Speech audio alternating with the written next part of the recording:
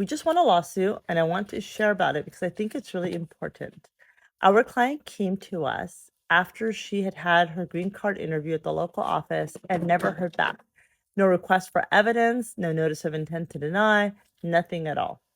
We did a thorough investigation of her case and we realized that the officer had misunderstood and misapplied the law in her case, thinking that she was not eligible for a green card. Let me explain.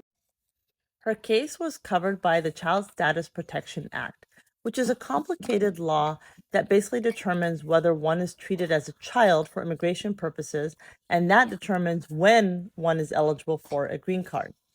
In this case, the officer had gotten it wrong and decided that our client was not covered by the Child Status Protection Act and refused to approve her case. We tried various ways to reach out to USCIS to get them to re-examine the case, apply the formula correctly, and approve the case, and we didn't hear back.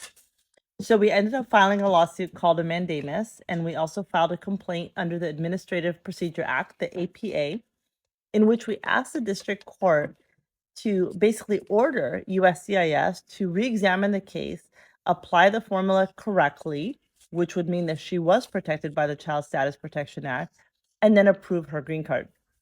We filed the lawsuit, and just like that, our client's green card was approved, and she's now a permanent resident.